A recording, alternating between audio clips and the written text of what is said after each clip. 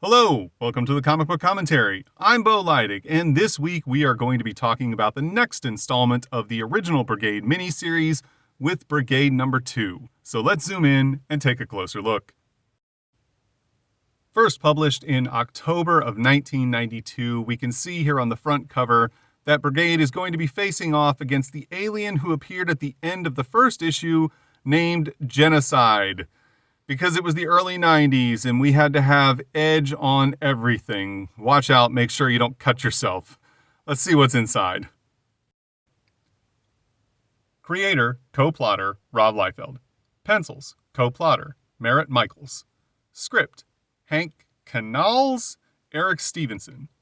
Inks, Paul Scott, Norm Rapmond.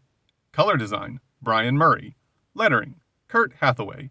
Technical assistant, Richard Ory. Color separations, Digital Chameleon. Editor, Eric Stevenson.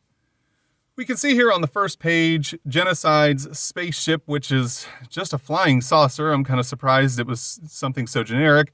Hovering above the streets of Los Angeles. Several of the people around that are seeing it don't know what to make of it. Some people think it's something that's being done for the movie industry. Other people believe that it's a for real spaceship. Some people are just saying that they're done. First the riots, now the aliens are showing up, of course, referring to the Rodney King riots, which would have been culturally poignant and relevant at the time. But they're just completely stunned and not sure what they're seeing before them and what to make of the alien who is now running amok in the streets of Los Angeles.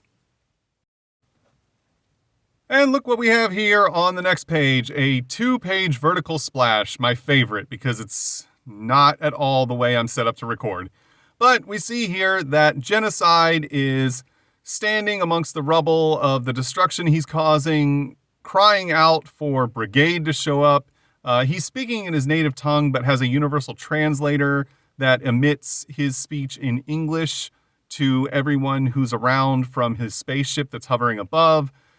He's convinced himself that he needs to prove his warrior's worth against Brigade for some reason that doesn't really make sense when you consider the overall greater Image universe. This really kind of brings me to my first problem with this comic book, is that Brigade isn't even the most relevant group of superheroes that exist within the Image universe. I mean, this alien would have also known about Youngblood.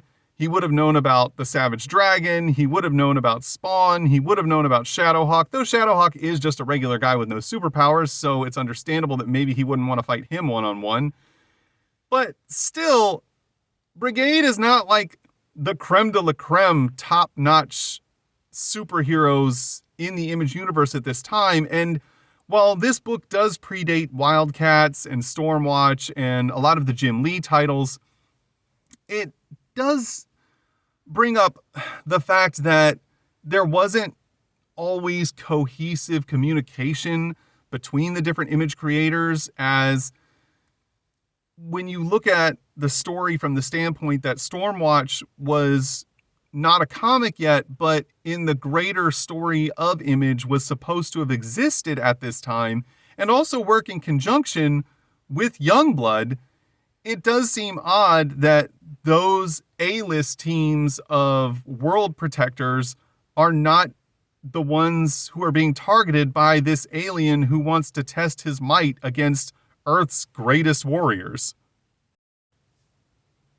Thankfully, we see here on the next page that A, it's horizontal again, but more importantly, this alien Genocide doesn't have to wait long because, much to the benefit of the people of Los Angeles, Brigade has now arrived to quote-unquote save the day and stop this alien from destroying the city. They actually start off by asking him to surrender. However, he scoffs at it and says that he doesn't care for the safety of the city or the civilization that exists here on Earth. So Battlestone quickly cries out that they're going to get going. He tells Seahawk and Cold Snap to secure the perimeter, and the rest of them begin their assault on Genocide. We see that Battlestone wastes no time in leaping into action directly at Genocide. Genocide, however, makes quick work of him, slapping him aside, taunting him as he does so, and then uses his apparently optic beam to try and take Stasis out of the fight, as he realizes that she poses a real threat to him if she were to freeze him in place. He's then cut off, however, when Atlas grabs him and makes the same point of hitting him with an optic blast, which for some reason it is a different color in this panel. I'm not sure why. This takes Atlas off of his feet, knocking him into a building, and then Genocide is struck by an arrow from none other than KO, who is just the same thing as Shaft, who is just the same thing as Hawkeye. Why on earth Rob Liefeld decided to have two budget Hawkeyes on separate teams, I'll never understand. It really doesn't make sense. We see here on the next page that KO is beginning to take aim with an armor-piercing arrow that he states few things can withstand. I'm honestly not sure why he wouldn't have just started with the armor-piercing arrows, seeing as how he just watched Genocide slap Battlestone with a single hit and knock him out, completely take down a literal giant in Atlas, and blast Stasis with an optic laser and take them out of the fight. But whatever, I guess he started with the regular arrows for some reason. However, Genocide smashes the ground underneath him, which knocks him to the ground, knocking him unconscious, as KO has no superpowers, he's just a regular guy. Genocide moves in for the kill, however, he is cut off by none other than Thermal as she flies ahead. Genocide begins to taunt her, saying that her ranged abilities may make her feel like she's safe, and then he is cut off by Battlestone, who was not knocked out of the fight, as he tackles him and then hits him with a punch and begins to taunt back at Genocide, saying that they're not going to go down easily without a fight. Here on the next page, we are then teleported to Washington, D.C., as we see a conversation happening between Mr. Khan and Mr. Spicer, who are currently watching the battle unfold in the streets of L.A. They're apparently both high-ranking government officials, we're led to believe, as Khan is very angered by the fact that Youngblood is not responding to this threat, as both Youngblood teams are currently deployed in East Germany. By the way, East Germany still existed at the point that this book was published. This was, I guess, just a little before the fall of the Berlin Wall. I'm not sure, or maybe at least it was written at that time. However, we see here that Spicer is saying that they have Brigade to use at their disposal. However, Khan is not having any of it. He believes that Brigade is untrustworthy and is a rogue group, and he wants them dealt with. He even tells Spicer that he wants them out of the picture, even if he has to send all of the Youngblood units out to take care of them. Spicer then thinks to himself that he should have resigned when Brigade did.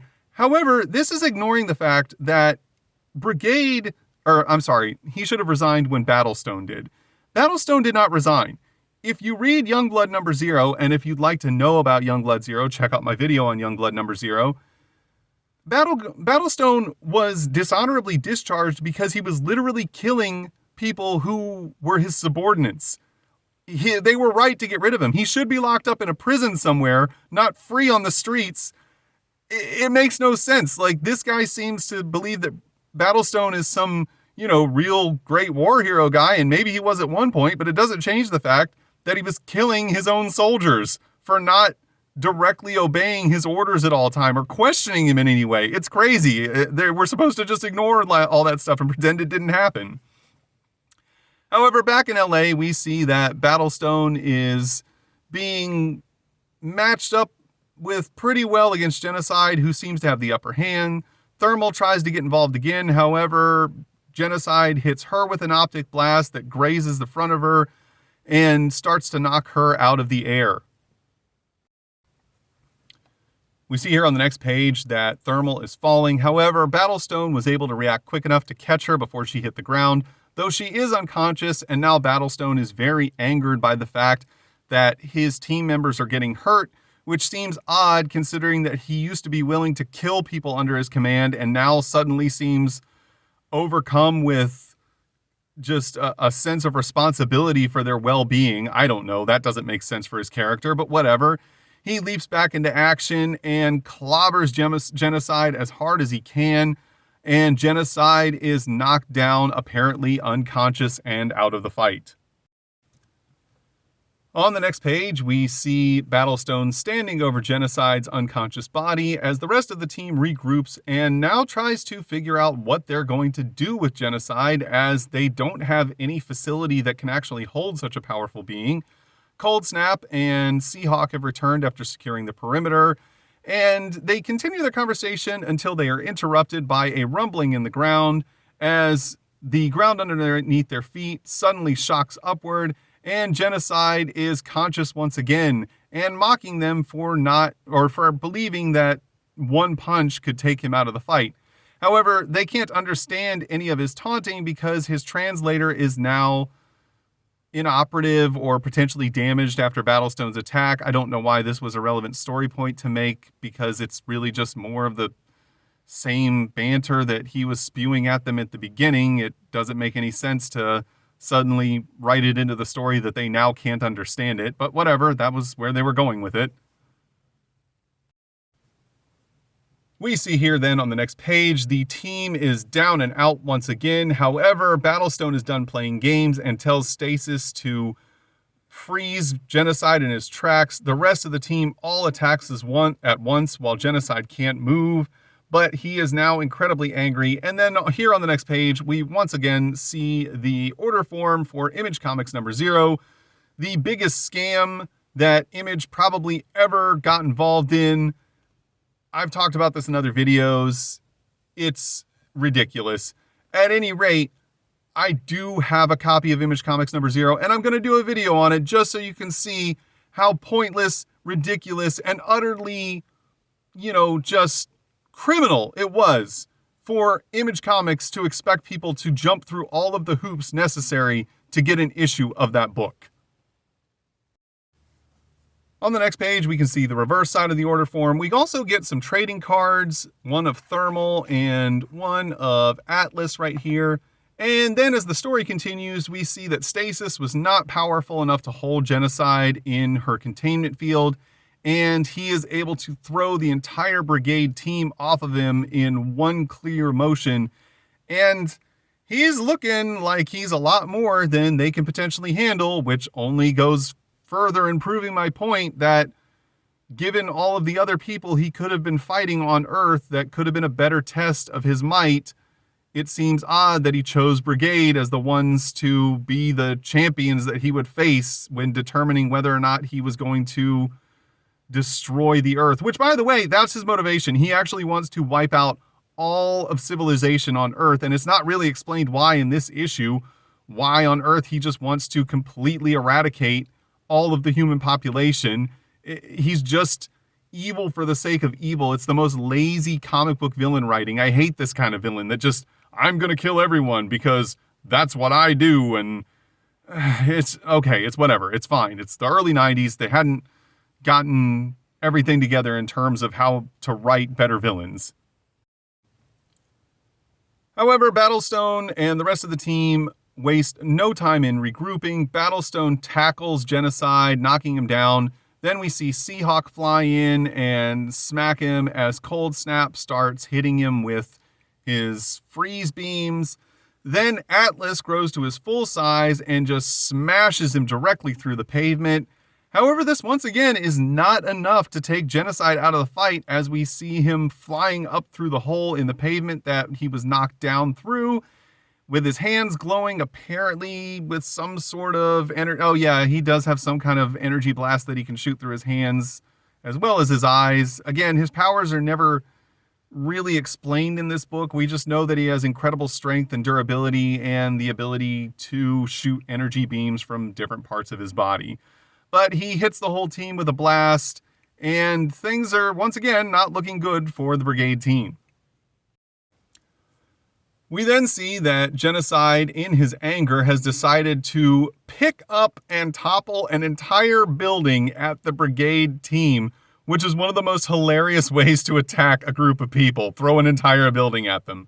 Battlestone yells at Atlas to grow quickly, which I don't know why he would have shrank back down so instantaneously after just being giant-sized on the previous page, and catch the building before it falls. He does, but he can't hold it as it's crumbling in his hands. And then suddenly they're all teleported away from the battle. We then see Genocide admiring his handiwork as the building collapses, looking at all the rubble, believing that he has defeated the Brigade team. However, he is then teleported as well, but he understands what is happening and is caught exclaiming, "No, they can't have found me," as things are about to get a little bit weird and take a sudden left turn that we weren't expecting. On the next page, we are suddenly teleported along with all of the people from this comic book to an arena on an alien world, as the Brigade team, of course, completely flabbergasted. They have no idea what's going on. Genocide, though, however, does, and is very angry and surprised to see these three people who we don't know who any of them are. However, they do refer to Genocide as their master, and that they were tasked by his father to bring him back to this world, and that if he wants to fight against the Brigade team, he needs to do so in a more appropriate setting, meaning this arena, I guess, so that other people can witness it. And we really have no idea what's going on at this point because none of it's explained. This is the final page of the story. As we see, it is to be continued down here in the bottom. It's really just kind of what the heck is going on at this point. We then see the letter section to the Brigade team. Most of this is just people talking about what they liked in the first issue. Most notably, the compliment that keeps coming up is how good all of the colors look in this book. And this is something that I'm glad these people were saying because it was something I kind of forgot. One of the biggest marks that Image Comics left on the comic book landscape, other than providing a place where independent creators could flourish and thrive in trying to create their own works without having to be stifled in their creativity by people at, DC and Marvel, is the fact that they used very high-end components to make their comic books. They used high-end paper. They used very high-grade levels of coloration that you weren't really seeing from Marvel and DC at the time. And Image's books really did stand out in just their artistic presentation overall in terms of how bright and vibrant the colors were. And it really did force DC and Marvel to kind of step up their game, which in the greater scheme of, comic books was a good thing for everyone who was consuming the medium. Here on the next page, we see the back of the letter section. Also in the letter section, people kept bringing up how much they liked Seahawk as a character, which I find odd because Seahawk is literally the exact same character as Battlestone, except he can fly. Like, other than that, their powers are essentially the exact same thing. So I don't know why people are so drawn to Seahawk. And by the way, Seahawk also has a terrible personality and is kind of a jerk of a guy. Whatever. People seem to like the bad boy, I guess.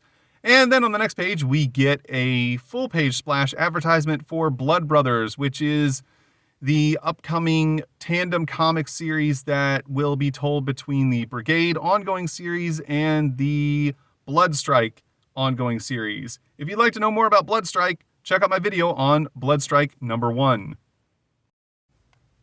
Here on the next page, we get a big thank you list to all the people who helped make the Brigade miniseries possible, and then Extra Image presents Infinity, another character from Rob Liefeld and Extreme Studios. And I don't remember how much this character plays a role in the greater Image universe, as I don't really remember her showing up very often. But let's see what happens to her in this book. We see here that the story starts in a highly advanced technological facility still in Los Angeles. And we see some sort of, I guess, alien android appear inside of the facility. As we can see, they are mechanical on top, but pure energy, it looks like, on the bottom. And of course, they're wearing a trench coat because it's the early 90s and trench coats were all the rage in comic books.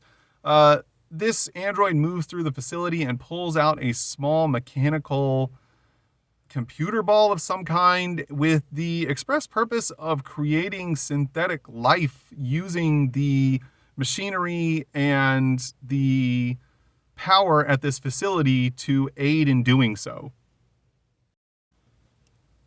However, we see on the next page that unfortunately for this android, the energy input was not compatible with the small mechanical ball that they had, and it burst open to create infinity. This is her character origin story. She just shows up because this android plugged that computer ball into the wrong socket, apparently. However, the android is damaged by the explosion and wishes to teleport away. However, due to the explosion, the computer that it's speaking with says that that teleportation is not currently available. Infinity, however, despite not knowing where she is or who this android is, comes to the conclusion that she can trust said android and instantly knows that she has powers, apparently, and also understands what alarms are as they can hear the alarm of the facility going off. It's odd that she's literally just been born into existence, but automatically knows what's going on around her. Whatever, it's fine. It's not at all a giant hole in the story. And she states that if they can't escape through the front door, they're going to have to try and go through another way, but unfortunately, that's not going to be possible for either of them. And that's because on the last page of this book, they are unfortunately cut off by this group of weird techno shock troops. These guys are a bunch of jobbers, let's be honest. They're all going to get freaking torn apart by this chick because she's some new superpowered being and they're just a bunch of flunkies wearing weird costumes. And on the reverse inside cover, we see a coupon that you could mail away to join the Rob Liefeld fan club. I can't imagine that this fan club still exists, but hey, maybe I'm wrong. Maybe old Rob is still making some money off of people being really excited about joining a club where they can just talk about how great he is. I don't know. And that was issue number 2 of the Brigade miniseries, and I think I've made it pretty obvious throughout this video that I don't really care much for this issue. I don't have any significant hatred towards the Brigade team or the comic as a whole, but this issue is just chock full of plot holes and nonsensical points of story. It's so weird. The whole motivation for Genocide's rampage is not explained whatsoever.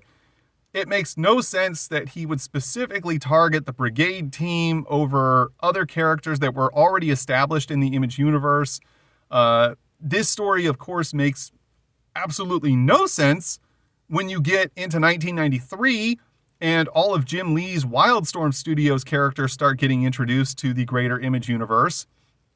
It feels like there was little to no foresight put into this story, and this was literally just Rob Liefeld and his team trying to slap together some kind of origin miniseries to try and make this team of Brigade feel like they were far more relevant in the greater Image universe than they ever really were.